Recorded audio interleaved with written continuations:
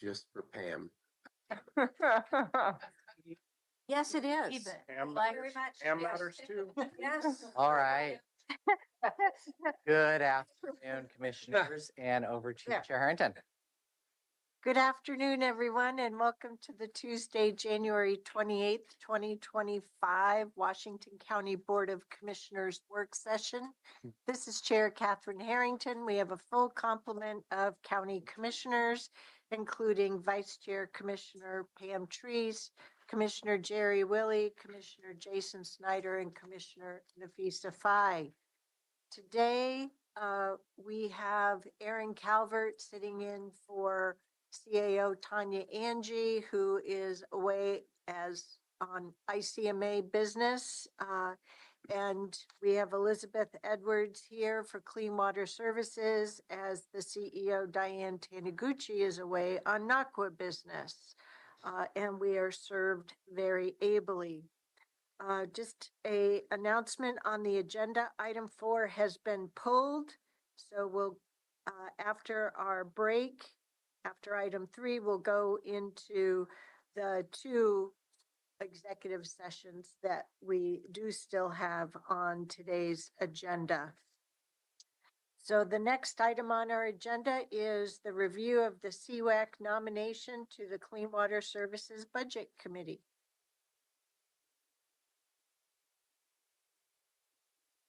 Good afternoon, Chair Harrington and members of the board.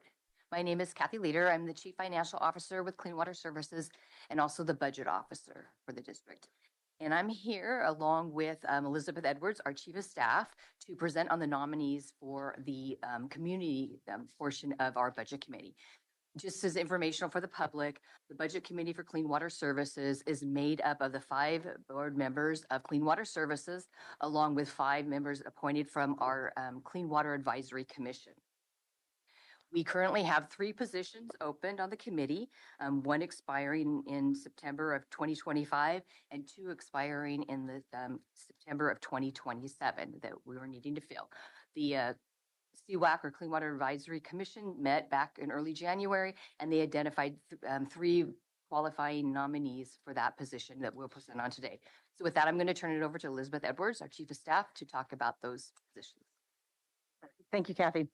So the 3 members that were nominated by their peers during the CWAC meeting on January 8th earlier this year were Ramesh Krishnamurthy, Alan Jesse, and Terrence Song. Mr. Krishnamurthy lives in District 2. The other 2 individuals reside in District 3. We did make specific outreach to try and have someone who resides in District 1. We only have 1 member of CWAC that currently resides in District 1, the District 1 rep. Unfortunately, she had a conflict that prohibited her from participating this year, but we hope to have her participate in future years.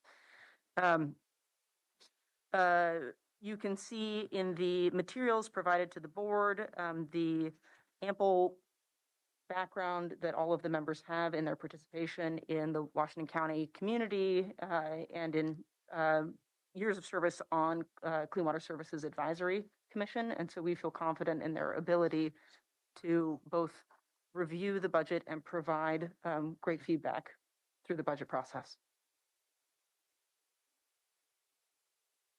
Do these 3 members that are being recommended to fill these vacancies, are they already aware of the date for the CWS Budget Committee? Yes, they're aware. Terrific. Yeah, we provided them a presentation and timeline at the last meeting. Excellent. Yes, so we wanted to make sure there were no conflicts, which was part of the issue, getting a District 1 representative, but to make sure we have full representation at that meeting. Great. Yes. Commissioners, directors, do you have any questions or comments? This will come back to us when? February 18th, it looks like. Terrific. Well, we're good to go then. Thank you so much. Thank you. Keep up the good work. All righty. We'll next move to an entirely different subject and a different agency, Supportive Housing Services, SHS discussion. And I would like to bring to your attention 3 new items via the packet and materials for today. As part of this, we have the letter from Metro Council President Lynn Peterson. We have a draft letter and analysis from our staff that's going around the table. And we have information from Molly Rogers with regard to the data sharing agreement. That's it.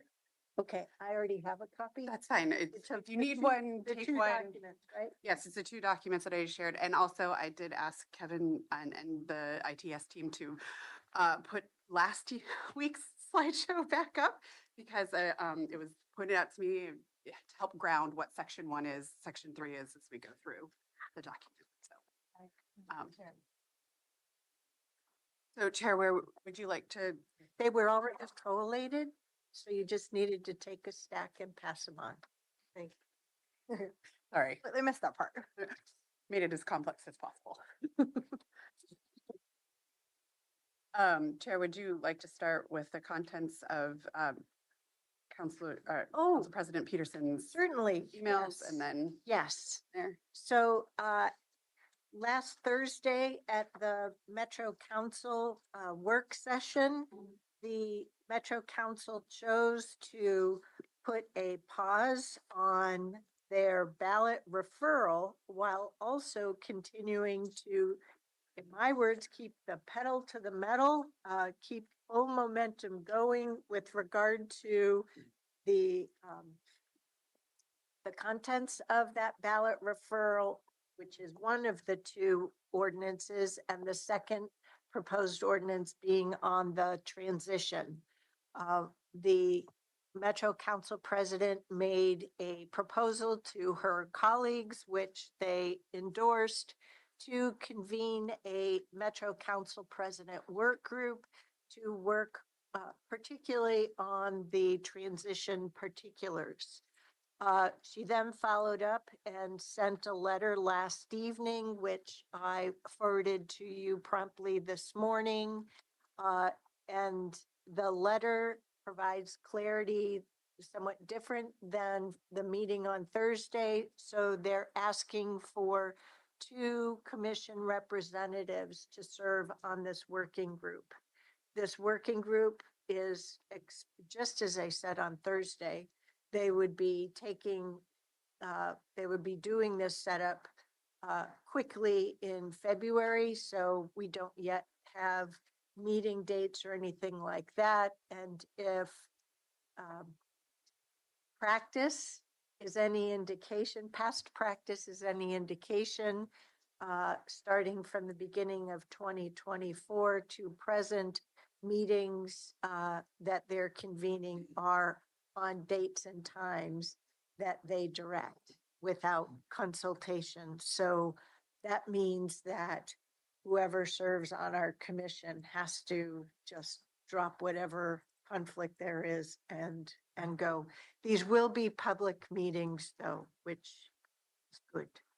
So to ensure that we were actively on the journey, I went over the information that they articulated last Thursday and asked our staff to put the mechanics through our meeting this afternoon and then again tonight so that we could have closure on our needed piece of that, hence the minute order that is in our packet for tonight. Now that we have new information, we can modify.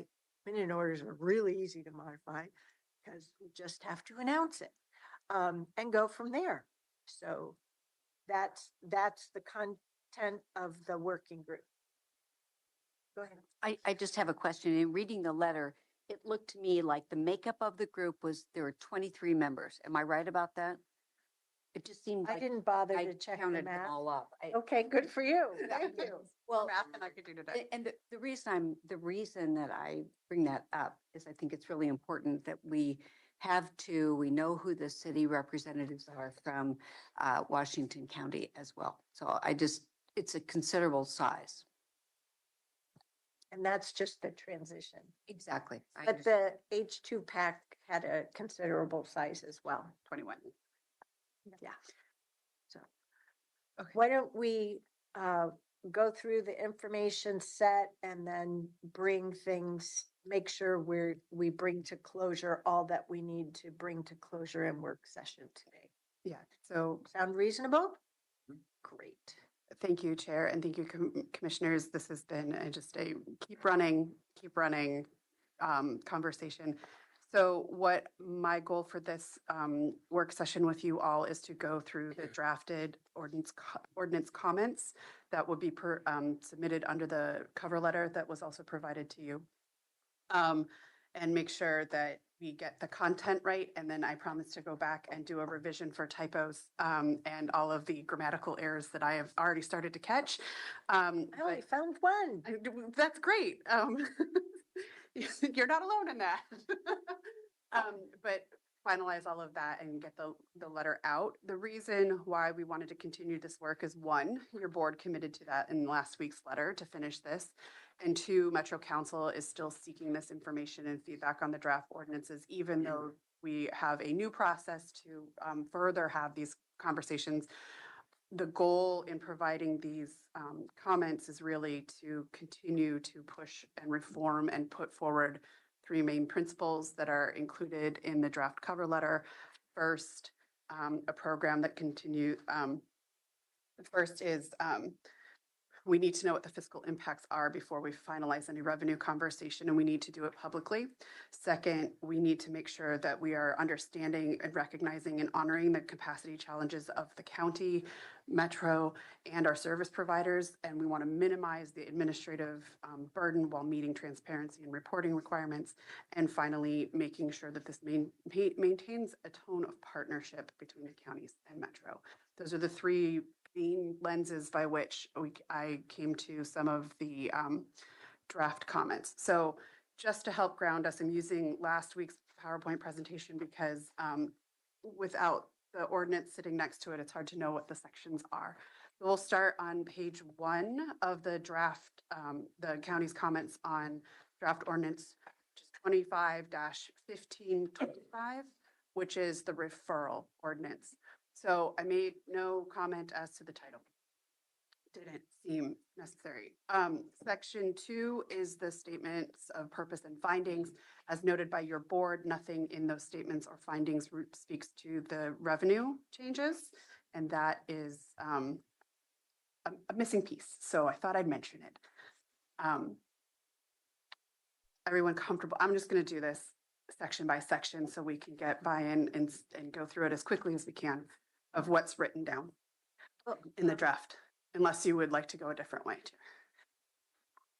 I thought you were pretty clear last week that we had gone over the referral ordinance but we deferred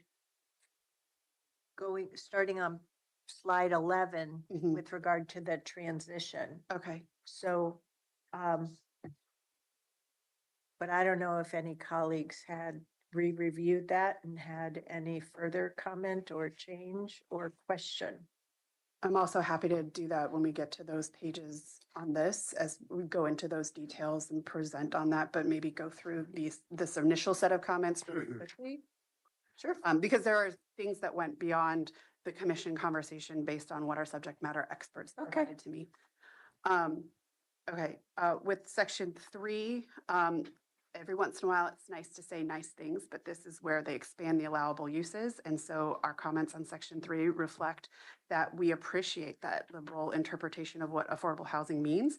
However, points out the words matter part of this is that it only allows for Metro to spend funding on affordable housing, and we would like to be able to also have that authority as we see fit. Seeing no one raising ire at me, so I'm going to move to section 4 to keep with the promise of going quickly. Section 4, the comments that I have drafted for your consideration harken back to the statements that we have consistently made, that we need to be able to afford the essential system and the essential costs and price increases. So we're not commenting on blank numbers, but we want to have this conversation publicly as the summation of those extra words. and a notice of appreciation that there is time for transition to this new tax rate, which was also something your board discussed last week. With that, I will move not to section 5 because we didn't put in comments to section 5. Your board, we got into the details of HPAC in the second referral, so I'll reserve comments on our comments to the H2 PAC there, unless your board would like to add something to the ordinance section for the referral measure. It's pretty blank in it's not a lot of detail in the ordinance for the referral, so I didn't put a lot of comments in there, and in fact, put none, clarifying. Sorry, it's been a day. Section 6, that spoke to the Metro creating the Regional Housing and Homelessness Action Plan. And so from your comments, pulling out the fact that there is no definition of crisis, which is what we are supposed to be solving for. And without understanding what the crisis is defined as, it's very challenging to know what we're promising the voters. And so the lens here is about being sure that we are not committing the same concerns that we have now of lack of clarity about what our goals are. So without the defining of what the crisis is, we're not explaining to the voters what we are planning to solve for. That is what the basis of the comments on section 6 in this section of the. Important comment, I think, an observation. Thank you. I hope it lands with them. This is where we're. Aaron, sorry, I didn't realize I was far away from the mic. But this is where we're asking autonomy on how to use those funds in a way that reflects local situation regarding Pop A and Pop B, correct? Or is that section 4 or section 3? So in the referral measure, section 6 speaks to the housing plan. So this section of comments is related to that. So this is simply about if you're going to set a plan, please explain what you're planning to solve for. So when we talk about local implementation and things like that, that's in the ordinance to do the transition. Okay. So further down in the document. Okay, thank you. Yep. So still on page 1 of the 4-page handout, section 7 has more robust comments. This is, again, the slightly incorrect slide, but I wanted to be sure to state that we are not concerned about being held accountable and providing information back. We want and support the work towards transparency. But there are a lot of things laid out in section 7 that could have unintended consequences, including the triggering of funding coming through approval of the annual work plan, risking our multi-year contracts, which is even more important when it comes to if we're going to be using these funds for affordable housing, but also for our service provision. We also noted that there is a concern about there's a lack of coordination or consensus built between Metro and the counties that is related to how we currently work at like the JPACT table. There's this a relationship that's taken years to develop at that table, and this section reads very much as Metro shall do all the things and takes away that partnership concept.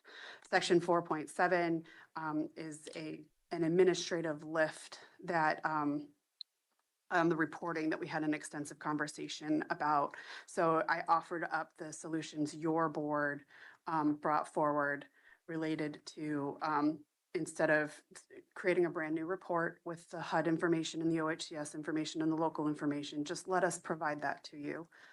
In talking with our subject matter experts, we know that context will maintain its importance, but we're trying to be administratively effective while still setting that context together out for Metro. For those who may be rewatching this broadcast, I think you said section 4.7 and what you meant was 7.4. Correct. Thank you. Got it. Yes. So many numbers today. And Doing then great. a overall statement. of really needing to be mindful of the process steps and the timing and actually setting together a thoughtful calendar of between the reporting, the budgeting, the work planning, all of that needs to be sat down and really thought through in a manner that isn't just creating like 17 things we have to accomplish in September that aren't effective for our administrative staff at the county, and making sure that it's not impacting our capacities or our service providers' capacities. Is this in essence asking for partnership in the planning as well? Yes. That's what I thought. Really. If folks are comfortable with those general comments. You want to make Commissioner Teresa's point more, just like pointedly? Happy to. That might be a good add. I mean, just say what we're wanting.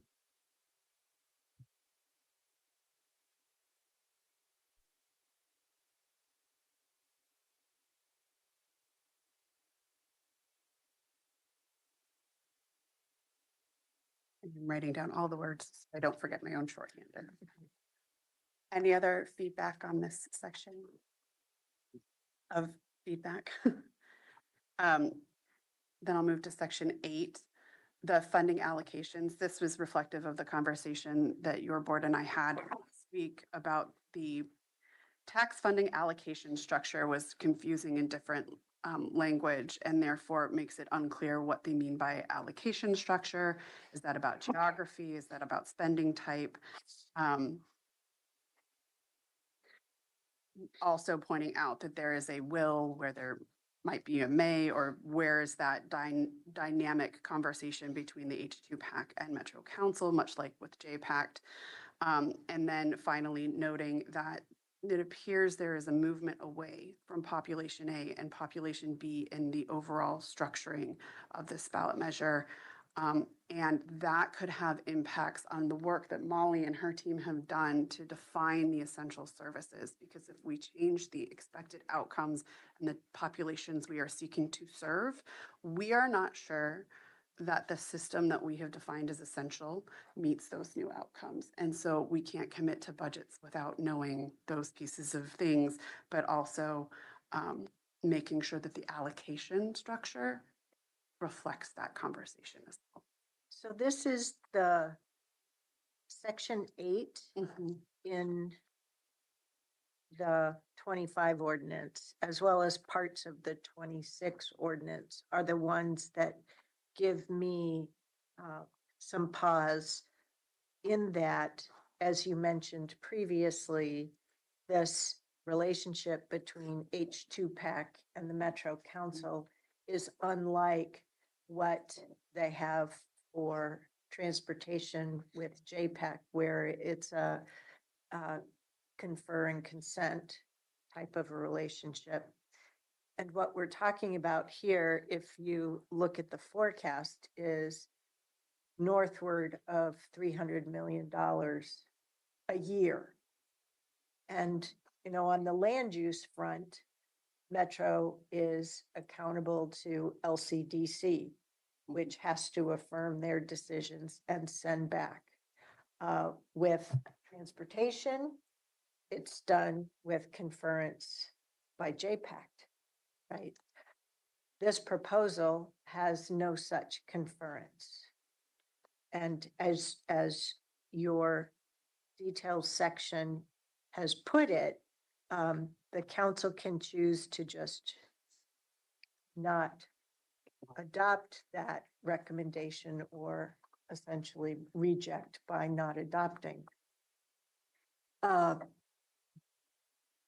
And 300 million a year is a lot of money for them to act on unilaterally, unlike with the affordable housing bond measure, where some project owner had to own a project, and the counties and the cities who were the participating partners had to propose projects, and then the council had to approve it, but there was a project owner, right? And so a committee isn't the owner of the services, isn't the owner of these contracts. And so the way it is put in the memo is very nuanced. But having seen over the last couple of weeks how nuances are followed up on by some and not understood by others, led me to want to at least explain for my colleagues' benefit what my concern is, and for us as a group to decide, are we A-okay with how this is proposed in this section 8 section? Or would we like to see any further refinement? I'd be supportive of just saying it in plain language, what we're meaning, kind of to the point earlier with Commissioner Teresa's statement. I think we should just say what our concern is. Well, that's a different section. Right. Yes, Yeah, we're but apply following. the same principle to Yes, this section. yep. And I think I worry a little bit, and maybe this is to your point, that the the clarity of the relationship between H2PAC and the Metro Council is critical here. And it might get lost in relationship to further definitions about Pop A, Pop B, some other things as well. It's almost like I would think it would be more powerful in a bulleted type of format where you're calling out concern. Specific. Stylistically, paragraphs versus bullet isn't my point, but rather the language here is, which leads to questions about Metro's authority to reject the H2PAC decision. In other places, relationship between Metro Council and the advisory committee's recommendations are clear. I'm taking that further. Say we're concerned about it. I think it's a problem. Well, there isn't clarity. Right. But let me take that one step further. If there was clarity and it was left with the Metro Council making the ultimate decisions, Which would is we be- what it would we be currently is. okay with that? I think the answer is no. We should say that. It should be the JPAC model switchers.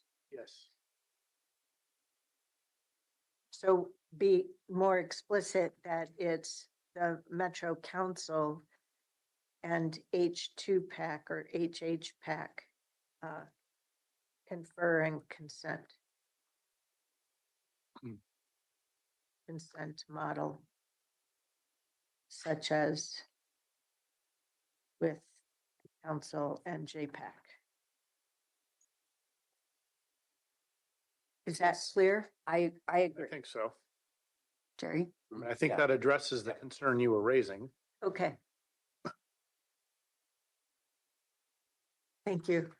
Thank you. No, that's really helpful. Noting it. And I can also reformat so that is a separate and clear and distinct point. I think I've done that in some places and then just forgot to create those breaks in thought. Okay, sure. Thank you. Is there anything further on this information for section 8? Then in section 9, this is the monitoring that has a records, is basically a records request requirement for us, which is pretty broad and can be used at any time. There's no real restrictions on this. And I don't want to presume that they're going to just go nuts and ask every day for 17,000 more records. However, I wanted to recognize, based on where we know this can go when we are not getting along, that it could create significant additional work for the counties and our service providers, because they are also included in this. And also recognize that we want to be clear and transparent and provide as much information to enhance and increase understanding. But we want to balance that with administrative need and capacity. We also remind them here that we are already resetting our administrative staffing based on reductions in revenue. And we cannot ask staff to do more with less. Yep. And we cannot shift to administrative costs over the service to individuals and families in need. I'm wondering if it might be useful to also articulate that we continue to be interested in streamlining while also ensuring clear goal setting and accountability. There's a balance there, right? So I appreciate all of the detail that you've put in here. And I think they're very good points. Let me put a period on the end of that statement. I'd also like to share an additional concern that I have, but I believe I need to just articulate it and then put a pin in it and come back to it. As Metro is both pausing for further conversation, but going full steam ahead at the same time, we have our team delivering services, delivering on regionalism via various TCPB programs, adjusting to a new year 4 work program given the new forecast, and continuing to try and chase after this reform journey. And hats off to staff. Ever since the beginning of 24 with the Regional Housing Stakeholder Advisory Table as a response, as Metro's response to looking at housing and homelessness reform. Given the additional beyond our budget and normal work complications, we now have the additional complication of the direction of the new administration. I'm very concerned that Metro is asking us to do more with less, just as part of this reform journey. So I would like to come back to potentially sorting out a process of putting a pause on some things, whether it's a pause on some of the TCPB projects or something, but something has to give, and it can't be our staff. It's to your point here, right? Around administration, you can't expect us to do more with less. We can try and right size together. They can take on more load. Yeah, but we have to have that conversation. And to the initial point, Chair, about the balancing of streamlining and capacity, I think we get in a little bit of those details when it comes to the transition. Yep, okay, comments. terrific. So Yep. I'm happy to walk through that when we Yep. get there.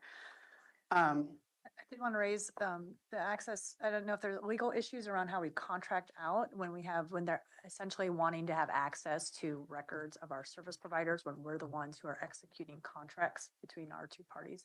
I just wanted to raise that. I don't know if that becomes a 3-party contracting issue around record keeping. It's just, I don't know. I think we need to ask our county council where's the appropriate place for us to articulate that concern. Sure. So, I mean, that's not an unusual arrangement, and our contract with our service provider would require the records. And so it probably would not be a 3-way, it's just we'd have to make sure that term was included in and it's not an uncommon arrangement. thanks. Is it a new provision than what we already have? That I would have to double check. Okay, all right. Thank you. It does, of them approving on an annual basis, it does affect our ability to do multi-year contracts. Without, Which is spoken about in various sections in Yeah. the detailed memo. Yeah. Okay. And then section 10 is the last section we have comments for. This is the accountability. We already do annual reports. We strongly support public transparency and making sure, also confirming that we recognize our local auditor has power. They don't need to give that position, but saying it kindly. But The one thing that I think we talked about last week is it's unclear that the annual financial audit by the public accounting firm on the revenue and distributions, who that impacts, because theoretically it should impact Metro, but document collection and an audit is never simple. It is not a lifting of the workload off of us. We want to be really sure that the capacity cost is worth the transparency outcome in an effective manner, but recognizing that we support transparency as an organization and how we get it is up for conversation. The very last sentence on page 2, very last line, public funds, we need to not overreact or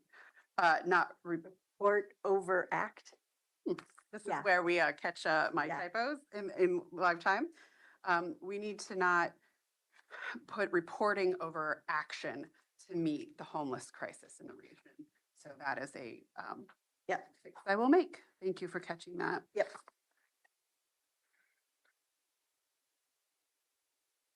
You're saying there, we need to not prioritize reporting over action to, that's what you're getting at there? Yeah.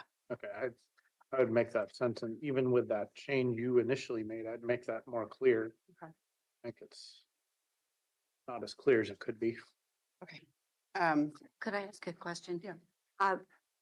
I'm not 100% certain if I get what the end result is going to be here in terms of presenting, but it seems like through several of these sections, we've talked about overarching pieces that are consistent. And would it be helpful if we started out with those types of things? And I was thinking about transparency, the respect for staff limits, the fact that we agree on the goals, and then also clear lines of responsibility. Just some basic tenets that we are looking at as we go through all these. Some of those are included in the cover letter, Okay. but I don't think I talked about the clear lines of responsibility. So if you would like that added, I can add it into that paragraph that talks about. And you're talking about this letter? Yeah, that cover letter.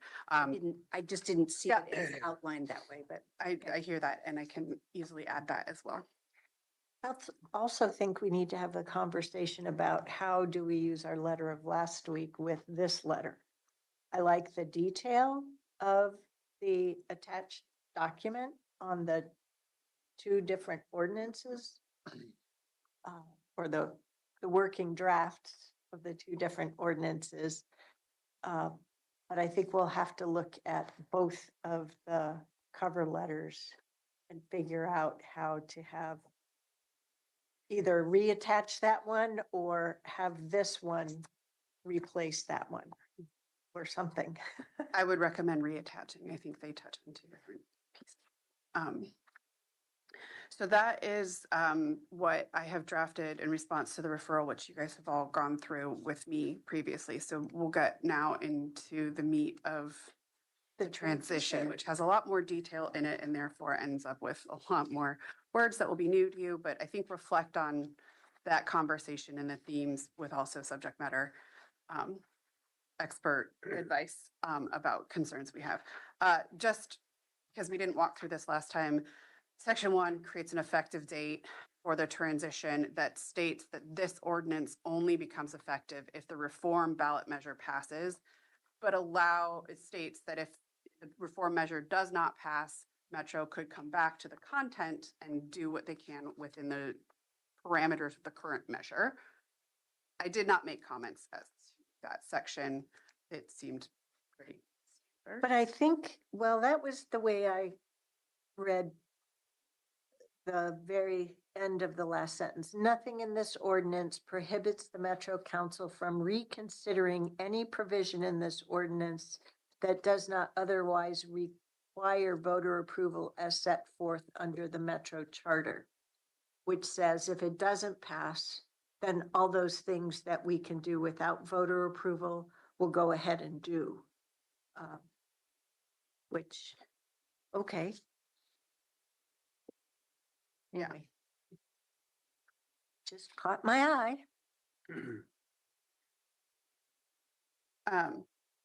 and is that, and how would that affect established IGAs? I'm just It'd still be in place. Yeah, I'm just, that tension. It They, would, they can ask to to renegotiate. renegotiate. yes. But I think that's the point, that if this measure doesn't pass, we should return to the table and talk in partnership about next steps. Mhm. That's all. But our IGAs would stay in place, right? Yes. With all the termination provisions.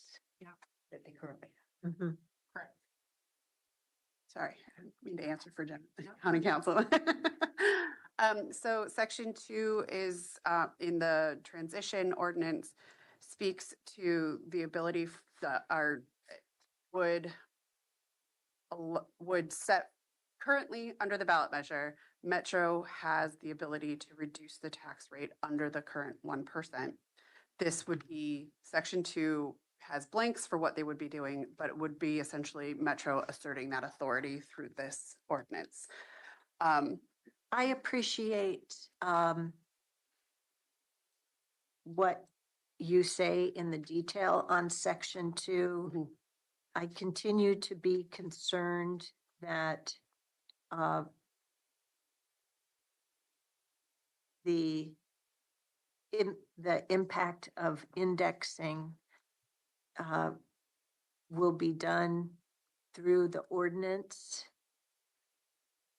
with a different ordinance, an ordinance effective date no later than January 1, 2026. And there's, let me back up. In section 2 here, as it's listed in the memo, in the working ordinance, there's topic 1, indexing, and topic 2, which is the tax rate. Mhm. And each has an impact. And I keep coming back to, I want to make sure that there is a public, transparent meeting conversation that reviews that information. It's not just the tax rate, it's also indexing. Mhm. That is what I meant by threshold changes in that statement. So to do this, we need to have an open and transparent conversation Oh, using so when you estimates. say threshold, I thought there was indexing threshold and tax rate. Got it. I have combined indexing and threshold. I will add the words indexing so it is clear. Thank you. Got it. Now I'm following you. And where it says open and transparent conversation, I would like the word public to be added there. And I will make sure that this language is very similar to the language for the referral measure. I will make sure that those additions are made in both places. Thank you. I will learn how to spell public in the meantime. Um, Can I just say for our commission's whole benefit, in section 2, item 2, which is on the tax rate, they're saying that for year 4 and year 5, the 1% will remain. It's when we get to year 6 that things will change. mhm. I just want to make sure we're all clear on that. Yeah, it's year 6 for the indexing is laid out. There is still an X for the year that it would become effective if there was a change in the rate. Yep. Yep. Yep. Tax year 25 is with fiscal year 25, 26 of the program, which is year 5. I had to use my secret decoder ring to figure all that out.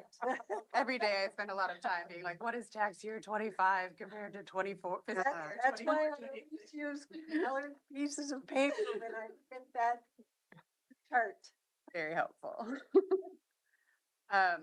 So with those changes that I'm happy to make, I'll move to section 3.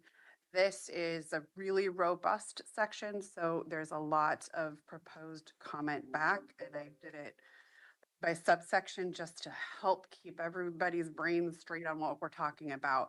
Again, here, recognizing that there are stakeholders at the table who would like to or we are the stakeholder at the table that really wants clarity on a transition plan, that we can't just up and change the entire program overnight.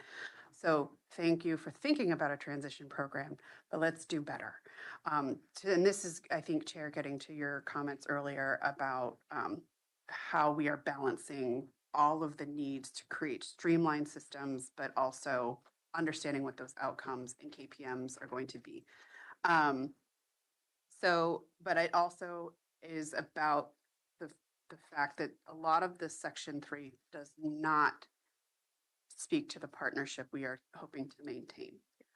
So Section 3.2 calls for Metro and only Metro to set interim performance metrics and a programmatic North Star, which is again an undefined term, but is capitalized, so that's fun.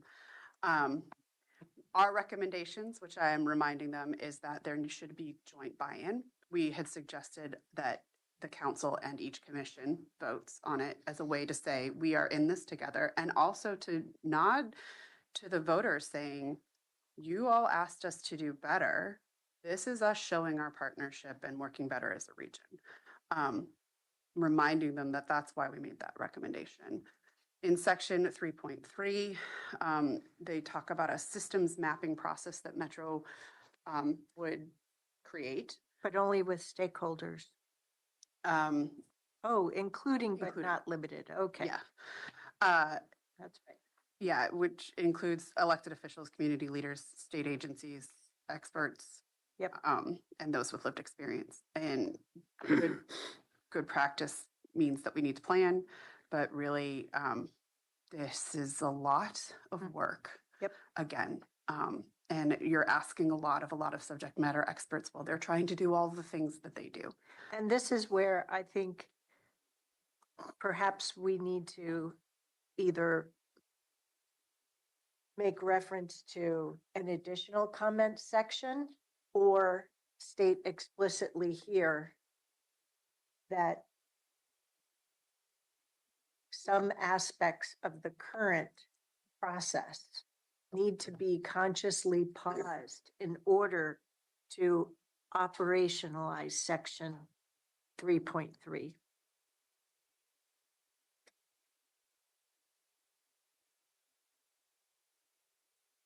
That's a whole long conversation, sadly, because I don't think any of the oversight committee wouldn't be happy about pausing any of their recommendations from the year 3 annual report they're completing.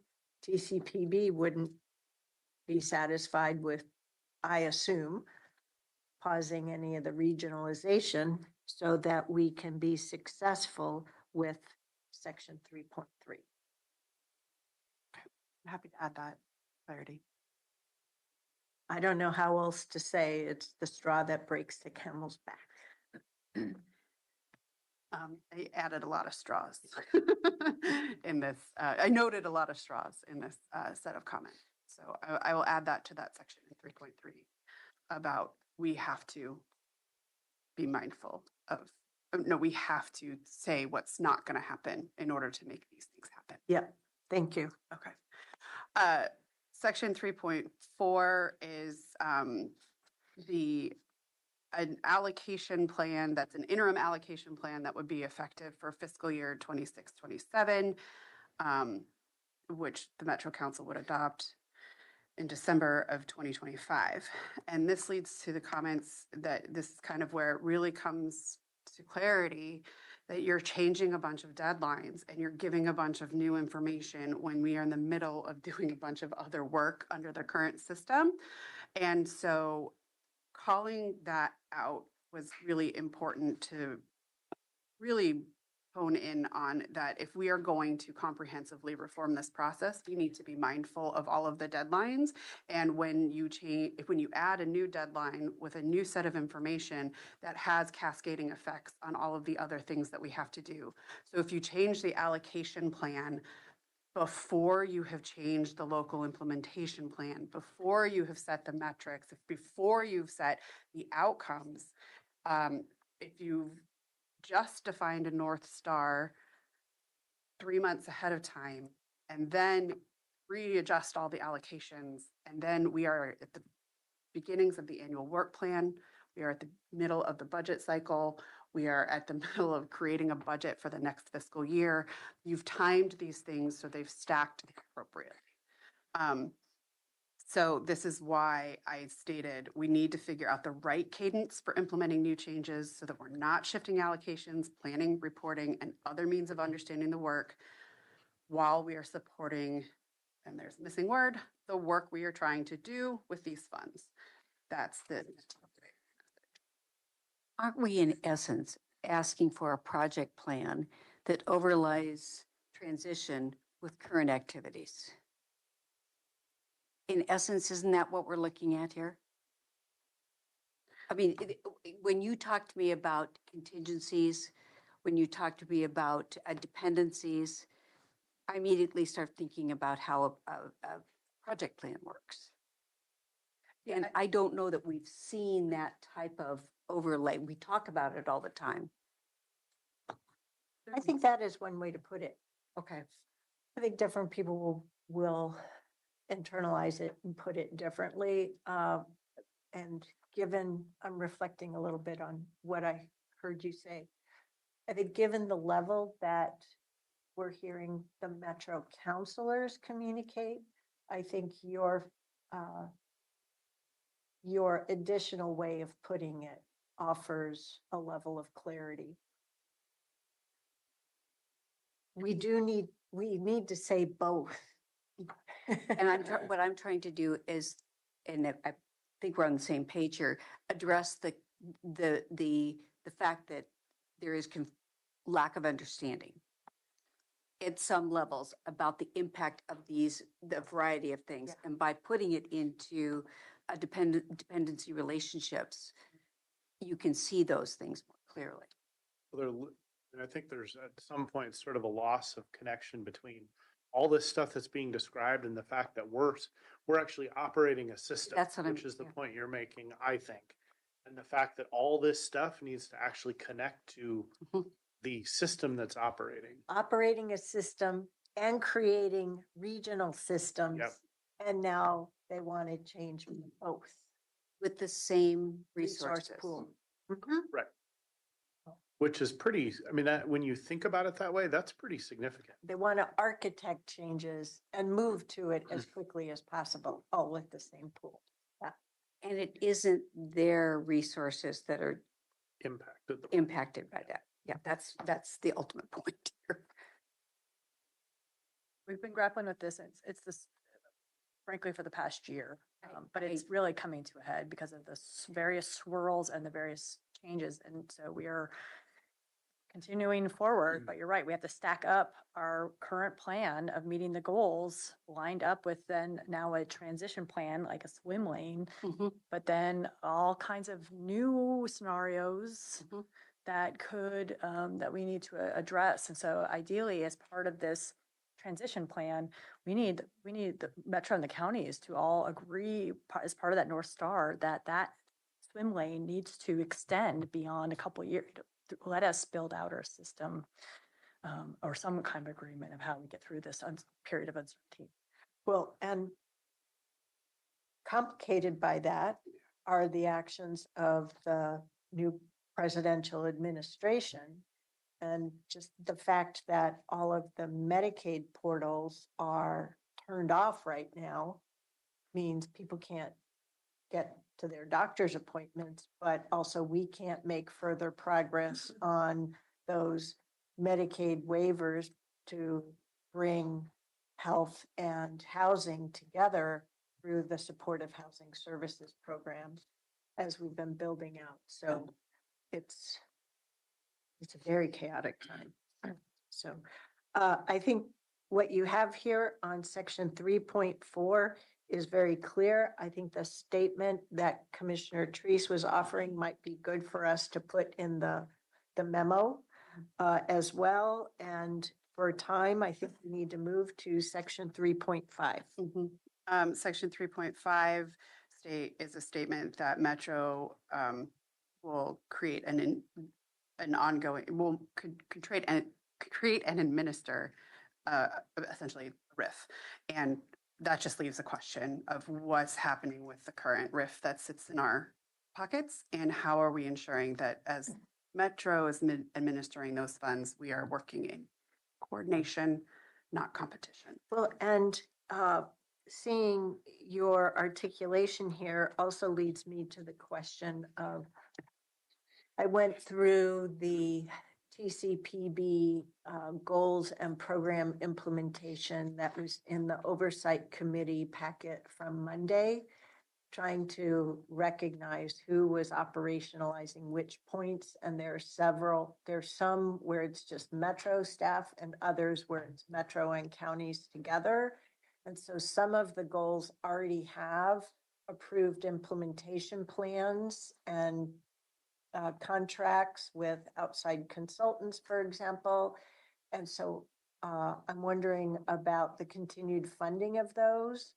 Are they terminating those? Are they pausing those? I think they do intend to transition those, but Let's be clear. yeah, so it's not just funding. What about the current plans that are being operationalized? Okay.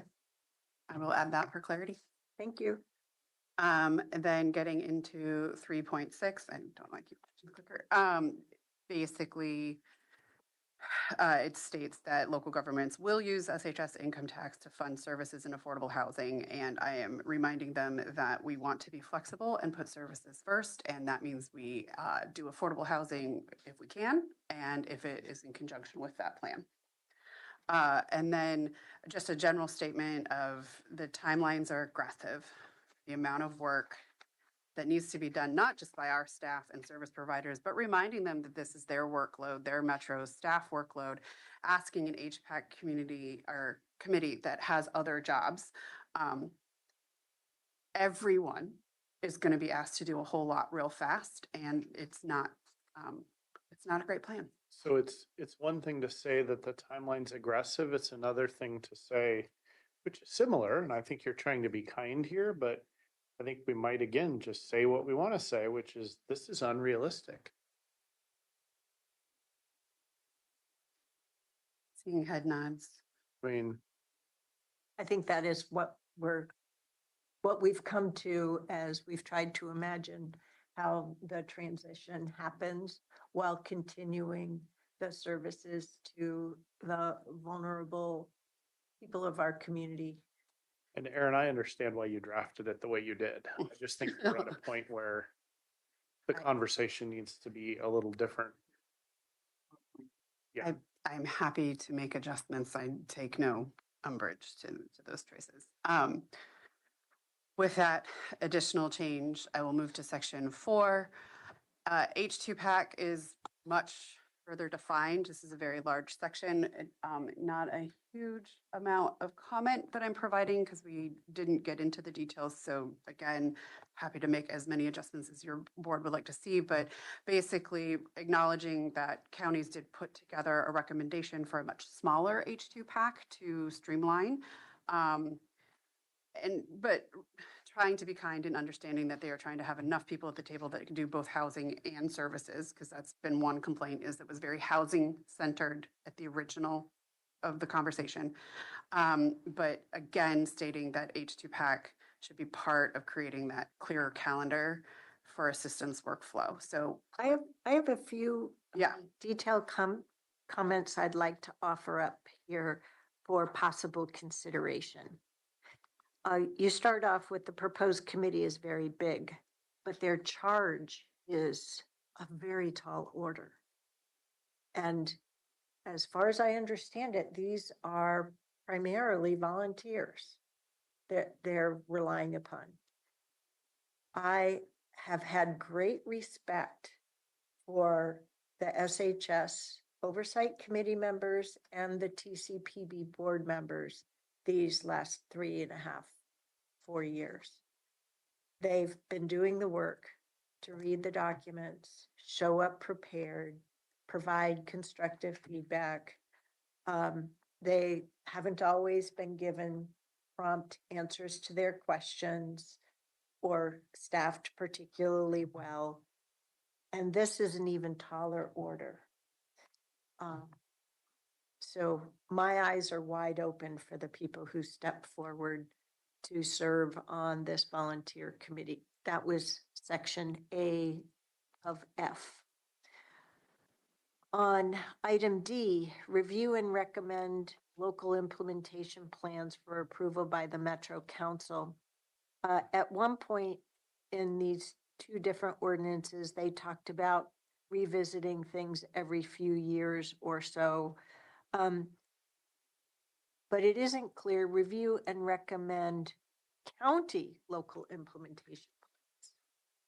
So by virtue of non-omission, are they redefining whose implementation plans we're talking about? And I want to make sure that we aren't having to revisit these every single year. So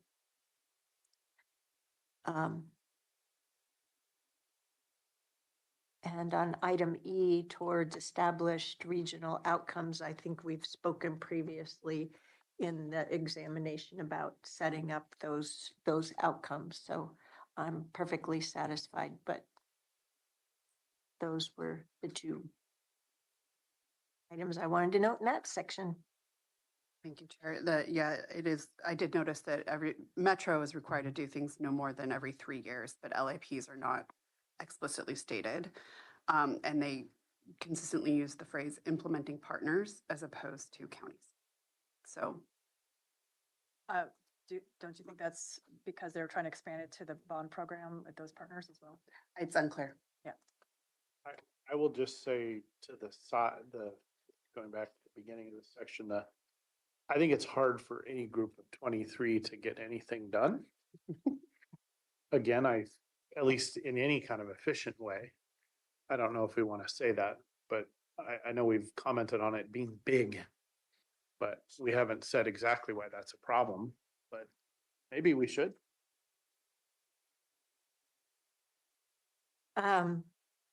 I think it's something for Metro Council to consider.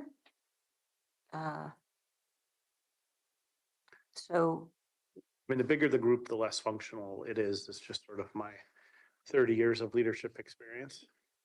and for subsection 3 of section 4, the 3 Metro councilors, one of whom will chair the committee, that's, having been a Metro councilor, either a JPAC rep or an alternate, all but 2 of my years,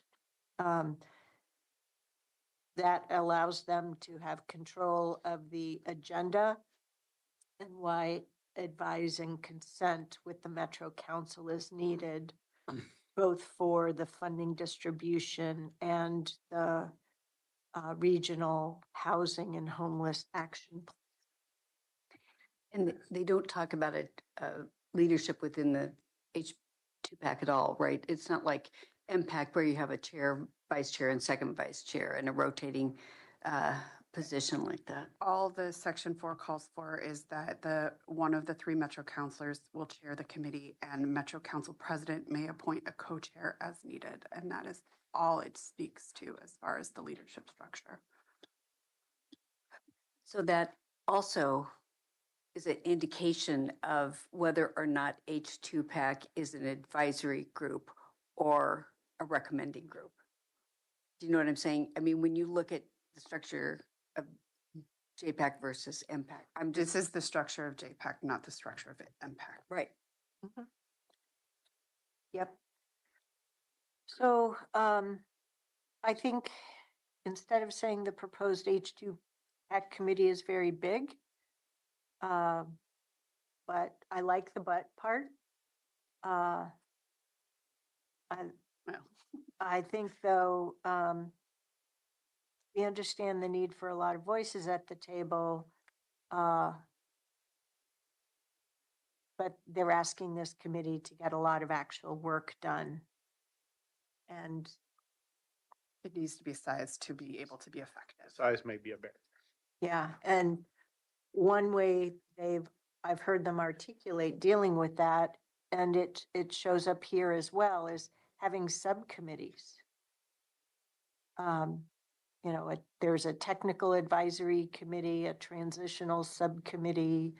But they said the transitional subcommittee would only be non-elected members, which doesn't match where they're currently at with the working group. So, but anyway, yeah, it's problematic.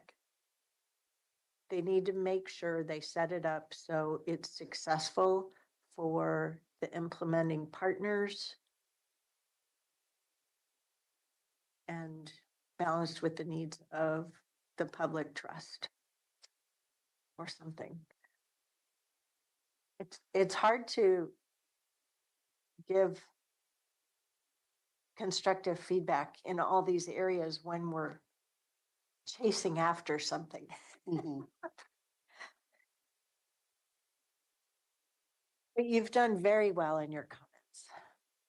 It was a group effort, so I appreciate the expertise of Molly's team in helping me clarify things. So to the last section that I'm proposing comments for is section 5. This is the regional housing and homelessness. Now I've forgotten what the A stands for. Action plan. Thank you. No one's reading. So again, we did a lens on, this is where some of that streamlining is supposed to be happening, but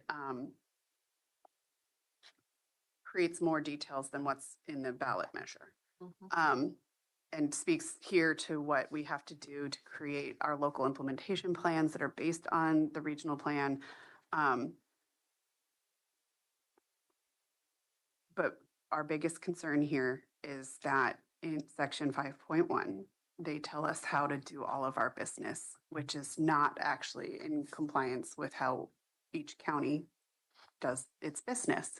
And we have standards, rules, best practices in place that look different for each county, and to be subject to the same budgeting practices creates a layer of complication and may lead us down a path that we cannot go for auditing purposes, be it performance or financial, or be the best practices that our finance team needs to have, or that Molly's finance team needs to have. What I heard you just say is this isn't workable, but we don't say that. Okay, I will be clear. But also, you talked about accounting practices. I heard you say auditing, but I don't see the word auditing in here. The accounting, that is a good catch, and I will add that Yeah. to that. Because it all has to be practicable. And if it isn't practicable, we're not going to be able to deliver to it. But I think Jason's term workable and Yes. practicable are the same. Yes. You can use both. Workable is I'm happy better. to use both. Well, I think what I'm trying to get at is we're close to it and we can see how it's problematic. I've heard Metro counselors talk at a high level and criticize us as though we're just trying to not accept change, which isn't the case Mhm. at all. But we have to be able to achieve this, satisfying what our obligations are as 3 independent counties with 3 independent voter approved charters. Mhm. And all of the financial policies and practices that have stood the test of time. And they can't just with one sweep of the pen undo all of that. This What I isn't want- how this works. Yeah. What I want to see is you're not the boss of me.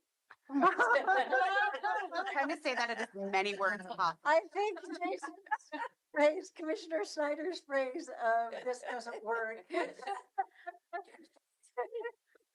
I will make that clearer. The other points that I wanted to highlight is something that I think has come up and has led to some confusion, because a lot of folks who have talked about transparency and a single process and tracking people don't understand that one of the benefits of this SHS fund is that we've been able to blend it and braid it into the other funding structures that we have, which sometimes means that we cannot work off the same thing across all three counties because of how we're braiding funds together. So I wanted, Leveraging and braiding. yes.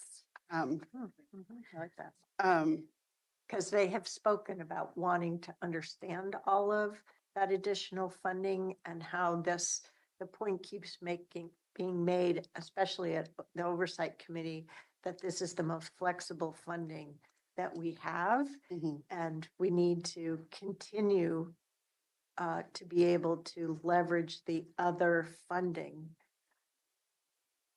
Yeah.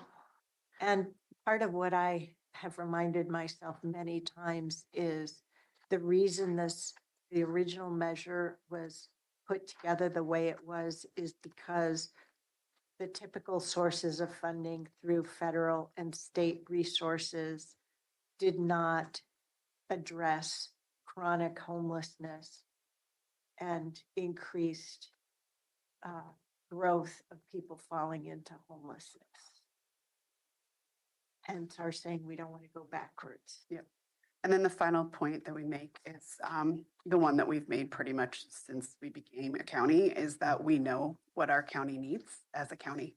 And while we understand we are working in a regional system, we have to be able to create local implementation plans that meet the needs of our community and the individuals we are trying to serve, and also who our service providers here are here. So just that's the last line of reform.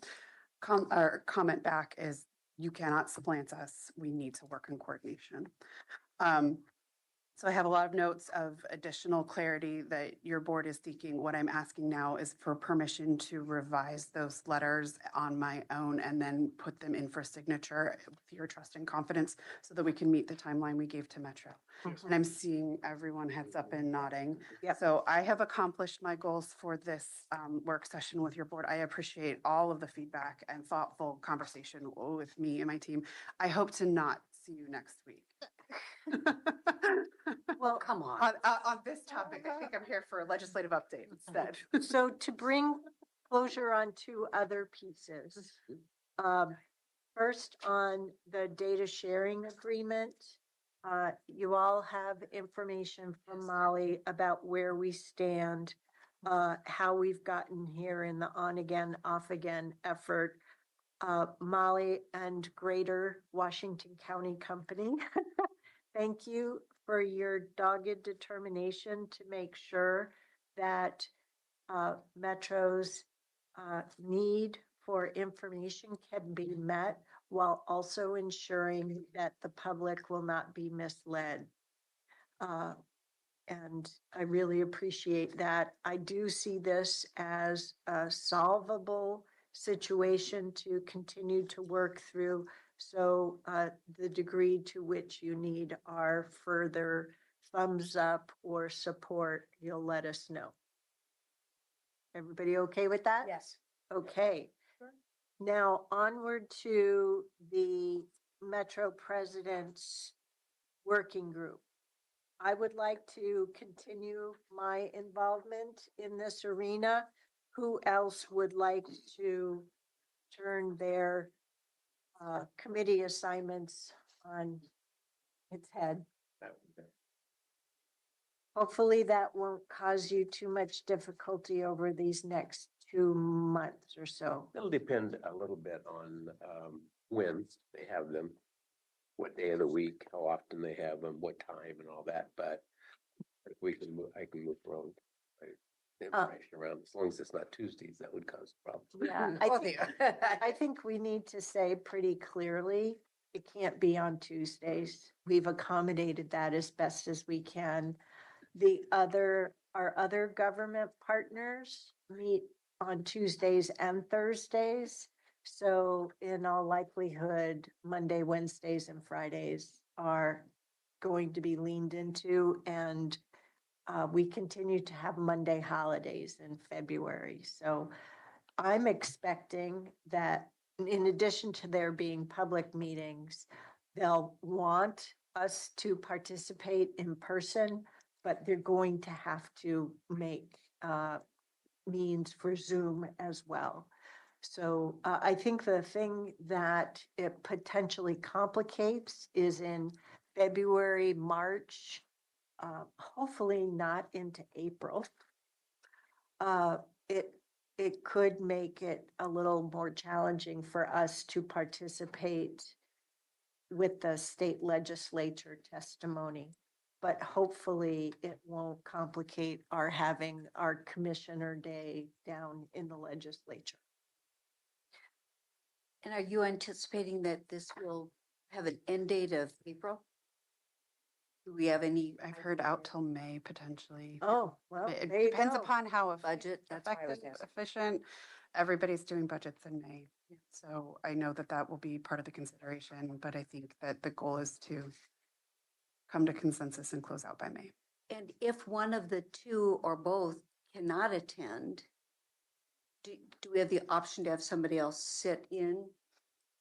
Well, we'll just make it so. Okay, I'm just Yeah, saying that. it'd be difficult for them to maintain the continuity, because this, Sure. again, this is a big group, as pointed out, and, But I'm thinking more of just presence in the room versus absence. That's all. Figure it out. Yep. Yep. I mean, we're chasing.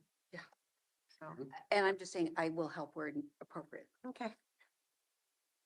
All righty, so we'll Thank you all. just speak to the change in the minute order. I'd ask Clerk Moss to put the council president's memo in both of our packets. So I think we're good to go. Thank you. Thank you for your extended time on this subject. And, oh, we're not doing too badly. Okay, could we, you want to do board and leadership communication now and formally check in now, or do you want to take a break and then come back? I would like a break, but I don't. Okay, break. We will come back at 2:30. Thank you. Neither went to get Diet Coke.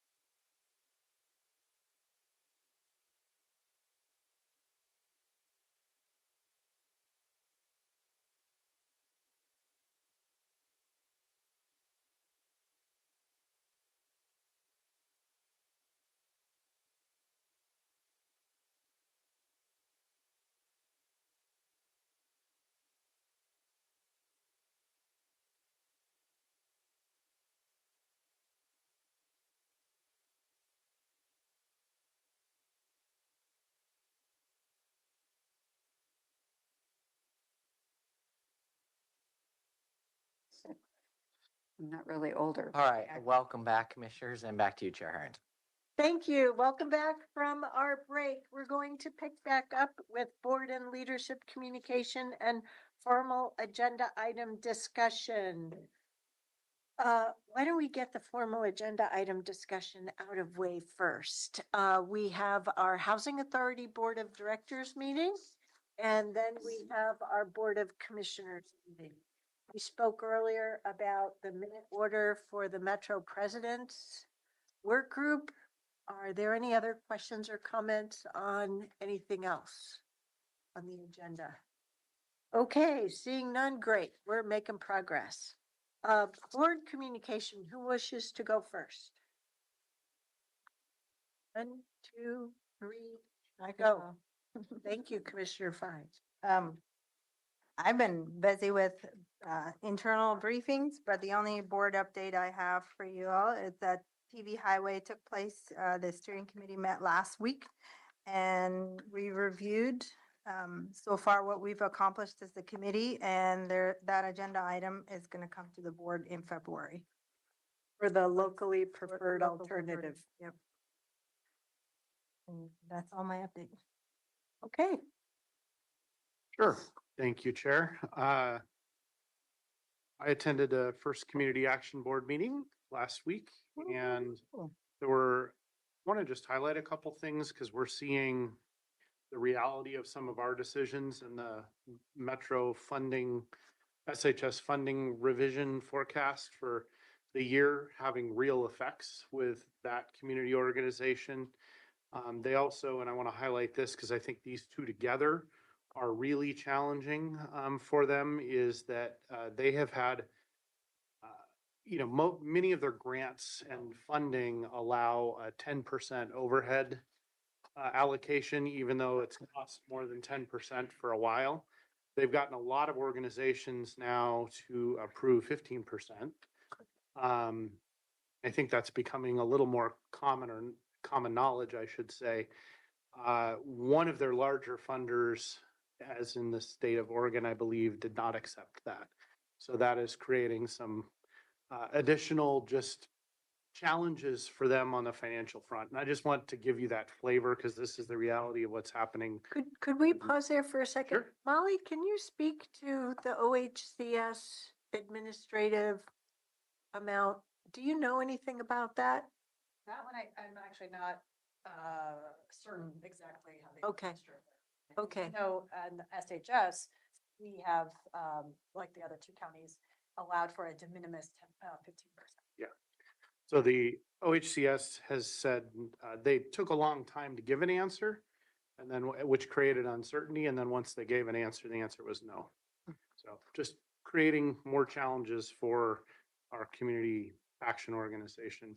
I also wanted to briefly touch on the fact that I participated in a town hall on Saturday hosted by Representative High Pham and myself, new Mayor Beach Pace from Hillsborough, and Metro Councilor Gonzalez were all on the panel of speakers. The main topic that I would just mention here that came up that I felt was worthy of mentioning was just a lot of questions and comments directed at Washington County around the perception of a lack of a true climate action plan. So I'll just leave, we don't need to Well, no, debate or I'm deliberate glad you that. mentioned that. Commissioner Snyder and I talked about it in our monthly one-on-one, and what would be useful, Ms. Calvert, is if in the next few months, if we could get an update. We chose to have public health modernization include our climate adaptation work. And I know a greenhouse gas emission study was done, cross-organizational approach, but I can't for the life of me remember what the last update was and so forth. So if, You can get that information for you back to the board. yeah, that'd be helpful. Thank you. In the last week, so this is in the past, I met with a battery solar storage developer looking at a project in Sherwood. Had a briefing on the Metro SHS polling data and information. Many of us attended Senator Merkley's town hall. had a one-on-one with the county auditor and a library briefing on library funding briefing at my request. Over the next week, I'm going to be meeting with DA Barton just for one-on-one. Going to be attending a NAMI event at OMSI on Thursday, Sherwood Chamber Annual Awards event on Thursday at lunch. And then the JCPAC has a meeting on Thursday as well, and then a community corrections briefing. Thank you.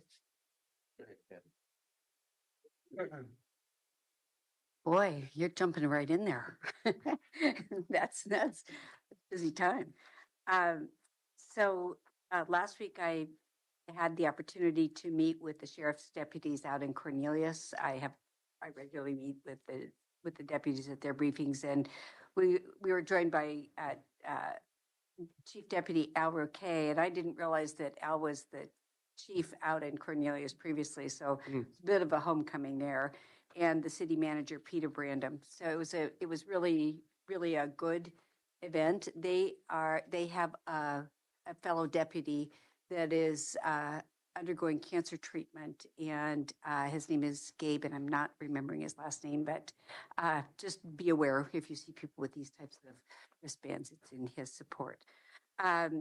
Later that evening, I was at the first MPAC meeting of the year where I turned over the virtual gavel, which was, that was nice. I liked it. And as a result, what that meant was when we were talking about cooling corridors and the next steps for the UGB expansion, I could ask the first question and not the last, which was a fun position to be in. But I think everything's going to be fine. We are moving to the mayor of Fairview is in the vice chair position for Multnomah County, and Mayor Tim Rosner is the second vice chair, and that was voted on. So we are set for our rotation as well there. Thursday was a busy day. I attended the Beaverton Chamber of Commerce annual luncheon. Roy Kim from Bethany Development was recognized for his contributions to the community. And then I headed over to the Metro Regional Office for the first CWAC meeting. That was also interesting, but we spent most of the time focused on the 2030 Regional Waste Plan and scheduling the tour of the Oregon City location. I'm sure, Chair Harrington, you've toured that previously, correct? Which one? In Oregon City? I don't know. I've taken stuff. Oh, the transfer station? Yes. Oh, yeah. I know it very well. And I know Jason- both. I've been a customer. Well, I'm having my first experience, so I'm looking forward to that. On Friday, several of us attended the tour of the Beaverton Cat Recovery Center, and that was an amazing experience because it's hard to remember what it looked like in the beginning. And when you go in there and see what it is now, they're doing amazing things, and it makes me so excited for this spring for Hillsborough Cat, and then the following opening of the Beaverton Cat in the November timeframe. I also attended the Senator Merkley meet and greet or his town hall and then also the meet and greet for the electeds ahead of time. I thought he did a good job in asking us what our issues were while at the same time expressing his concern over the issues of the current administration. Let's see, just before this meeting, I met with Andrew McGough, who is the Executive Director of Work Systems, Inc. And we were discussing my new role on their board and on their executive committee. One of the things that I'm going to be looking at is appointments from Washington County. And Commissioner Snyder, I may want to talk to you. We are looking at the need for somebody from the medical community on the Workforce Development Board. So I'd like to talk to you about that. Fair enough. I'm going to be speaking Friday at the Quick Start graduation, and that's over at PCC Willow Creek as part of my role on Work Systems, Inc. I'm really looking forward to that. So that's one other thing that was not on I don't think it was on my External thank you. communications. Thank you, that piece. but I'm going to be meeting with Counselor Ashton Simpson on economic development. So it was not scheduled in there, so I just wanted to bring that to everybody's attention, and I'll report out what that meeting was about. Great. Okay, well, let's see, ROMAC, I guess is what the rural roads, I didn't make that meeting. It was 7:30 last week because I had a doctor's appointment in the morning, but Courtney did a great job making the presentation for public meeting laws, guidelines and rules and things like that. And that several times, so thank you very much for meeting with that group. I am also on, it's not on my list, but I'm on Colpac's executive committee, and so we had a short meeting last week. We got a number of things we're trying to get caught up on. And then today, of course, was the new executive orders from the president caused lots of consternation with them because a good deal of their operating funds come from federal money. And so we're trying to figure out how long we can live with what we've got in savings right now if we don't get any money from for this for a while. Could you remind me who the new executive director is for Colpac? She's interim, and it's Sarah Lou. Okay, Sarah Lou's a staff member, been with us for a couple of years. She stepped in for the previous, when Colin Okay. resigned. And she's been in there. This has kind of put a little bit of a twist because we were going to move ahead and do a determine if search. we were going to do a search or what we were going to do. The funding thing now has kind of stepped ahead of that, so we'll be working on that. Sorry about that. Former Mayor Callaway's farewell party was last week as well on Thursday night. That was a good gig. And fun to hear that. Mike Scott, who was the former Hillsborough School District Superintendent, was the MC, and of course he has a great sense of humor. They did a good job. They named the children's reading area in the Brookwood Library after Mayor Callaway. So I don't know exactly what the name will be on that, but that will be going up pretty soon. Also, went toured the CAT, and that was a lot of fun. It was very interesting. It's pretty exciting to see what's going to come about. And yeah, we'll wait for the grand opening. I think it's going to be very cool. Never mind.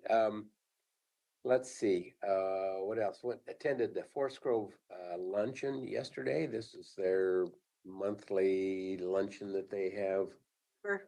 Yeah, chamber luncheon. It's the Forest Grove Cornelius Chamber, so it's both of them. That's well-attended group. It wasn't the state of the county, though. No, they're doing their State of the city. state of the city differently this year. The state of the city for Forest Grove will be a community event, I believe, in an evening. But the state of Cornelius will continue to be through the chamber luncheon. Okay, yeah. And I don't know, do we have dates on that? Maybe are they on there? Okay. We'll get it organized. Yeah. Other than that, Can you believe it's February already? yeah.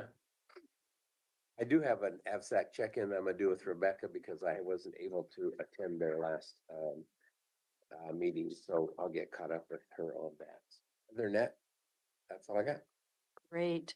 I want to thank staff for organizing the tour that we had of the Beaverton Recovery Center.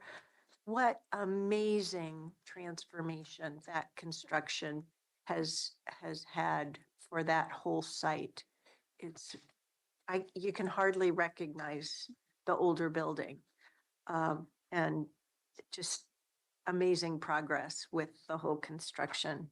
And I'm really glad the weather held up so well in January for them. They were hoping to get the roof done this week so that they had enough of the building envelope done before the rains came in or come in. Last week was a little unusual from the standpoint of the number of media requests There were two different ones from the Oregonian and one from Willamette Week. We'll see what tomorrow's edition of Willamette Week will bring to see if they publish anything on SHS. This week, on Friday, we have the grand opening, groundbreaking of the affordable housing site in Ilmonica at 170th and Baseline. It's pretty exciting. Metro has owned that property for over a decade, and it's nice to see that their regional funding from the Affordable Housing Bond Program is finally moving forward with a proposal or a project that Reach CDC is working on. Then also on Friday will be another courthouse planning meeting. Woohoo, can hardly wait. So stay tuned. And yes, I think it's Saturday is February 1st. I am not ready for it to be February yet. And to your point of Commissioner Willie on the OMB letter, if we could jump into leadership communication with both Aaron Calvert and Ann, because the latest breaking news is a judge has put a pause on the pause. Oh. Okay. Correct, until Monday. A whole week. Well, and we're still learning a lot. So I want to be clear, just because there's a pause, it doesn't mean that the systems are currently functioning. So we have heard from constituents and others that portals are not accessible. So we're working through that as a team, and we will know more as we know more. This is going to just be a slow and steady process to learn. Go ahead. So am I to understand that the work that's going on is getting an understanding of what our, where the dollars are coming in from the federal government, or the expected dollars are coming in from the federal government? Yeah, it's federal and state dollars. So some of these are pass-through dollars. So we're also trying to assess how those are impacted. I believe the governor had a press conference earlier today saying that she is also trying to get her arms around the situation.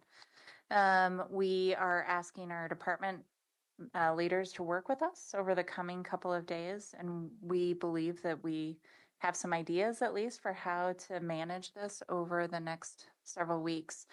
But we don't know what we don't know yet. So we're just asking for some time. And Well, I would just like to extend my appreciation for the quick response and the work that's being done to make sure that we all collectively understand what the buckets are and what the impacts are. So thank you. And, you know, I guess my other point is that we're in a position where I think, and Chair, I defer to you on this, but I think we all have to be really careful about what we say to our public in relationship to what's happening.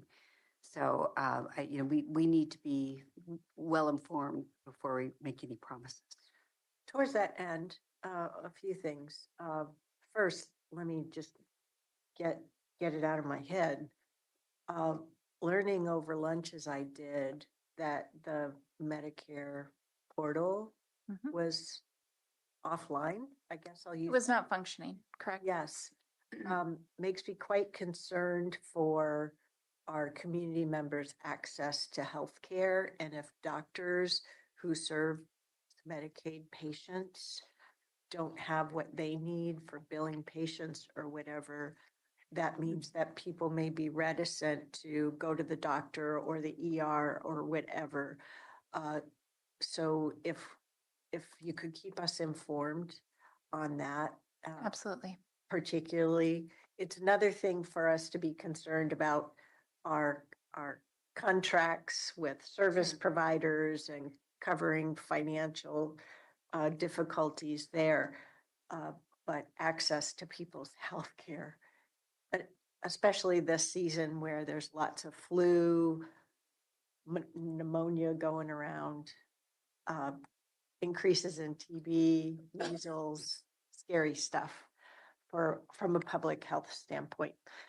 Now, back to the point that you were mentioning, Commissioner Treese, three of the five of us were here during the year of 2020, where we worked with our staff to have what we now call a one Washington County approach, and to make sure that community inquiry that we may receive is shared directly with staff, and particularly with our situational manager, in this case, Anne, but also in her working with Philip to make sure that we have an appropriate response for our community members. So please, commissioners, make sure that you are communicating in a timely manner to our staff of those situations.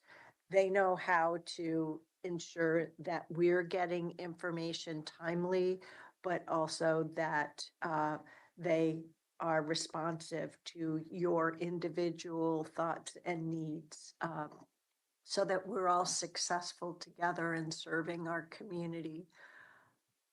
I really appreciate our staff and all of our employees taking the time to do the analysis, to be very caring, but also thoughtful in how we're assessing the situation and moving forward in service to our community. So stay strong, folks. We're all here for one another, and we'll continue to do great work together in service. So thank you. Thank you. Stay tuned till Monday, huh? The pause on the pause, that's a new one. Maybe we haven't had one of those since 2020 or 2021. Feeling like It's that. actually a temporary restraining order, which is why it's so short. But I've already seen some lawsuits for permanent relief been filed. I've seen one, there'll probably be many, so we will continue. Tell me what that means. A temporary restraining order? Oh, no, okay. Would you start at the beginning? Yeah, so the reason the pause is the relief of the stay is so short is because the complaint that was ordered today, was in a temporary restraining order, which by its nature is supposed to be temporary and short. Okay. But I've also already seen lawsuits filed seeking permanent relief. Regardless of what district it's filed, because these are all being filed in federal district court, right? Yeah. That will apply to the entire country, though? There doesn't need to be a separate one in Right. each? Right, because it's federal action. Okay. So we're just getting this obviously in, so we'll continue to look at it and be on the journey with you as this will change. But that's why the relief is just till Monday for now. Okay, thank you for making sure I understand all these particulars. Really appreciate it. Temporary too. Well, thank you, Chair Harrington and Commissioners. And I'll just add, thank you for the conversation, the thoughtful just approach to this, and our commitment to you, of course, is as we get information, trying to contain that, make sense of it, because it is ever changing sometimes and it can feel a little whiplashy. So we're trying to have a good, consistent approach with you for that information and for our staff and the community that we serve. So we'll continue to do that. I do have a couple other updates, and it's like, you know what I'm going to say, Chair Harrington, because the first thing is the public health update. Oh, So as we enter the peak respiratory disease season, Washington County Public Health is actively responding to emerging health threats like highly pathogenic avian influenza or bird flu, in addition to the routine outbreak follow-up for flu and COVID and other respiratory viruses. Right now, public health staff are treating and monitoring county residents who are exposed to the bird flu through contact with infected animals. While the current risk to the general public from bird flu is very low, and there are no confirmed human cases in our county, we are hoping to slow the evolution of the virus with the response efforts. In addition to this, public health continues investigating threats to our community that have been around for hundreds of years, as the Chair mentioned, such as tuberculosis or TB. County staff manage active TB patients and their contacts to prevent the spread of this bacterial infection. And currently the team is conducting a very large TB contact investigation and screening exposed individuals for TB disease. And this is the second largest tuberculosis contact investigation in county history. Public health is planning for planning to mitigate the multiple responses and the surge outside of the teams that normally do this work.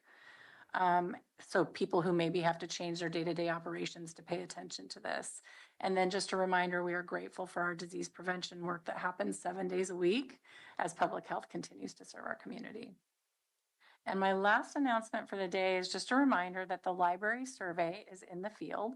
So our first voter survey for the library levy is in the field. And just like was the case with the public safety voter survey, it's possible that your constituents, your friends, your family, maybe even yourself, could be randomly selected by EMC Research, our public opinion research consultants, for participation in the survey. These interviews will be conducted over the next few weeks, and the results should be available in February. And to let Marnie or Philip or I know if you have any questions. And that concludes my report. Thank you. Courtney, anything more? Yes, Chair Harrington, I did want to, as we communicate with you weekly, our office has been in collaboration with the Risk Committee and county leadership able to successfully resolve a number of our litigation cases. But I did want to highlight the two that relate to Ordinance 878, which is your flavored tobacco ordinance. I want to give you a little, I wanted to highlight the updates there. As you might recall, we had two challenges to that ordinance. One was just to the ballot title, which is a procedural challenge. Plaintiffs said, that the ballot title was incorrect and violated the charter. We prevailed on that issue, saying that their challenge was untimely. That went to the Court of Appeals, which affirmed that decision. And the plaintiff did appeal to the Supreme Court in that case, but the Supreme Court denied hearing that case. So that case is now closed and over. However, there was also the second case that actually challenged the substance of the ordinance, saying that, this tobacco regulation is preempted by state law. In that case, which was Schwartz v. Washington County, if you might remember, the trial court found for the plaintiff, but we prevailed at the Court of Appeals saying, no, this was a valid exercise of local authority. And again, the plaintiff appealed to the Supreme Court. In this case, the Supreme Court has decided to hear the issue. So we will be briefing and arguing the case. John's senior litigator, John Mansfield, will be defending the county as he did at the Court of Appeals. And the briefings will be due coming up here in the spring. An oral argument, I believe, is set for June 5th. So we will keep you updated as that goes forward. Thank you. That's pretty amazing. What has it been, 3 years that we? October 2021. The wheels of justice. As they say. That's it for me, Chair. Elizabeth. Thank you so much, Chair and Board of Directors for Clean Water Services. We're really excited and in heavy preparations for next week. We have on Thursday, February 6th and Saturday, February 8th, 2 sessions of Clean Water Services Essentials for elected and community leaders. Both of these trainings will have classroom components as well as tour elements to make sure the folks get a full hands-on experience. And it's a great opportunity to do a deeper introduction of CWS, especially for our newly elected folks.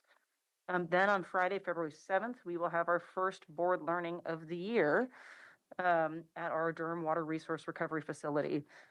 You all have your hard copy packets. We are getting them put up online now, and we'll circulate an email to the board as well. So you'll have those resources a couple different ways, and it will be available to the public.